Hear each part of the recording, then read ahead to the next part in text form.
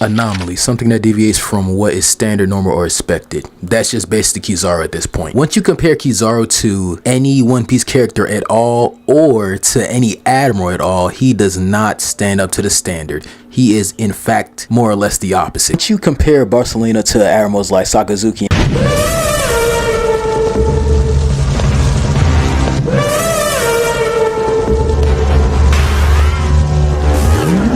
Kuzan, it's no question that he is the third of the three OG Admirals. And if you even compare him to Fujitora, there's some question right then and there. I'm not talking in terms of strength, I'm talking about in terms of pure character here. And with Kizaru's character, it's literally pure nonsense. I have never seen a character that is this strong but do not care at all about their own ideals. He sees everything that he's given by his bosses literally as a job. Of course, it is a job, but compared to the other admirals, they take this more seriously than a job. They see this as a way of life. With the fact that Garp didn't even take the promotion to become an admiral, he knew if he did take the promotion, he would just become the personal lapdogs of the Celestial Dragons, and Garp does not roll like that. So that's why he didn't take that promotion. If this was in reality, a normal man would have took the promotion because promotion is promotion, but not Garp, because that would just interrupt his way of life. But you can also bring this to Sakazuki and Kuzan, with them battling for the title of Fleet Admiral. They wanted to bring the Marines into a new generation, a new era with their leadership. Their ideals came to a clash, and Sakazuki come out the victor and Kuzan coming out as the defeated one, losing his limb in the process.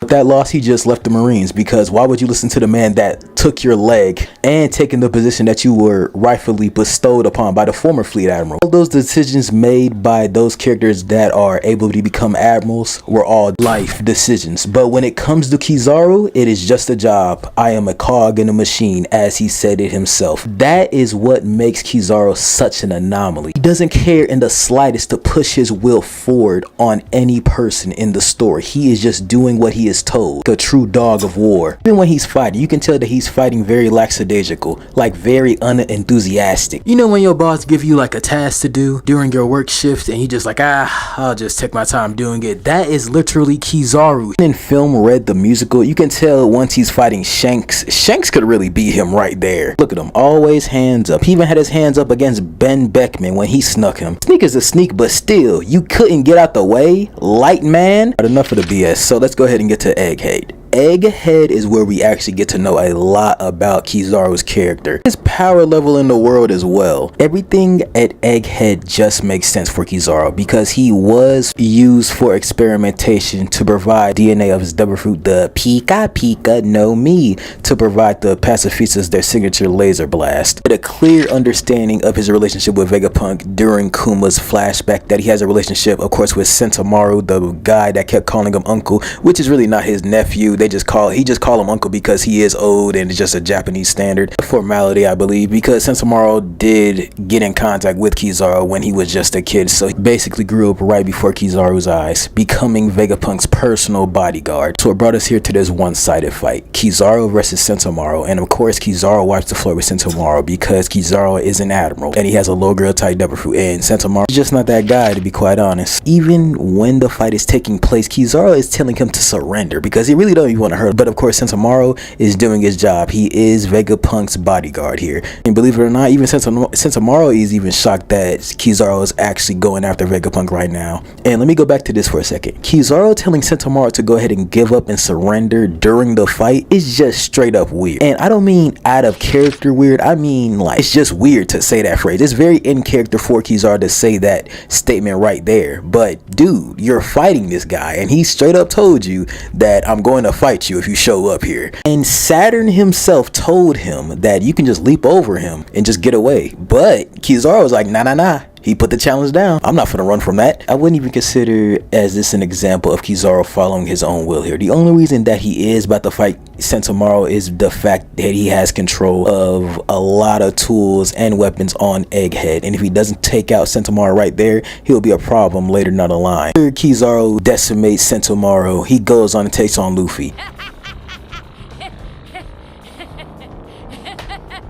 So this fight, it's really kind of hard to scale because of course he takes down Gear 4th Luffy, easy peasy lemon squeezy. He is an Admiral after all. Then he takes on Gear 5th Luffy. Gear 5th Luffy versus Kizaru, I have to say, is a straight up stalemate. He did lose his Gear 5th form as he did knocked out Kizaru on their asses after that skirmish. You couldn't even call it a real fight. You really can just call it a squabble. Teach a man how to squabble.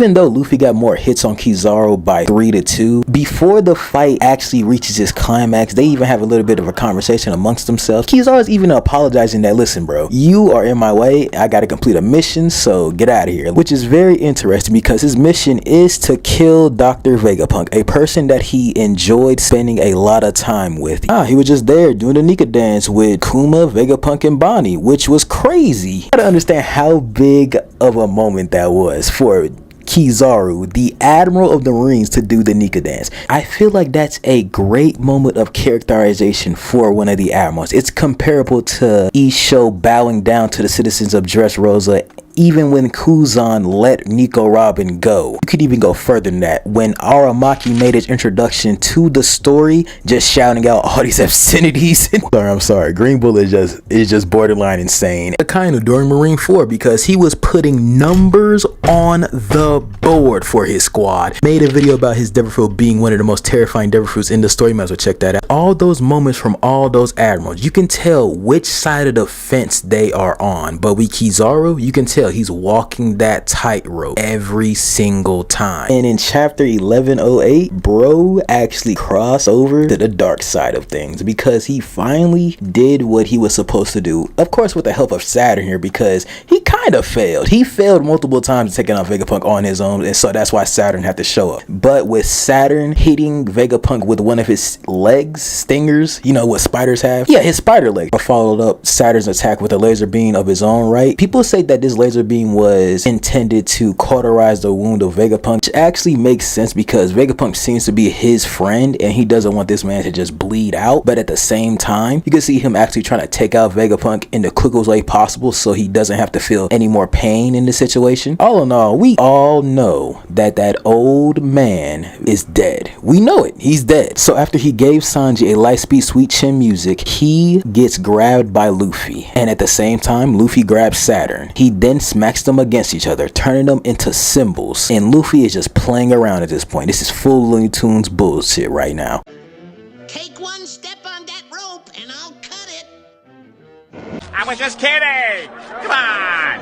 Come on. Is balancing both of them, one finger each like they're records, and he flings both of them like they're fucking frisbees across the sea. And Saturn goes ahead and makes his way back to Egghead, but Kizaru lands on a marine ship, and from the looks of it, Kizaru looks like he is actually in tears right now. Genuinely feel like this is the first time we've seen Kizaru actually show genuine emotion. Only character we've seen actively go against their will because he was given an order by a superior. Oda himself did say that he's not a leader and he prefers to take orders, but damn, to this limit? And it just doesn't make any sense. This man is an admiral, but it states here that he is not a leader. He prefer to take orders. How are you an admiral, but you prefer to take orders? His whole title in this position looks like it's based off power. But what do you think? Put it in the comments if you think that's actually what the case is with Kizaru here. All those times before when he was given an order, he just genuinely didn't care what the outcome was. But this right here, you can tell that it hurts his heart that he did that to his once known friend in Vegapunk. We don't even know what his ideals are. It's literally called unclear justice. Every other Marine Admiral has a clear understanding of their ideals, but not Kizaru. In one of the most highest positions of the story, and he just do what he is told. Gotta say, is truly strange to its core. That being said, in the world's government's eyes, they see him as the perfect soldier. That is what makes him an anomaly.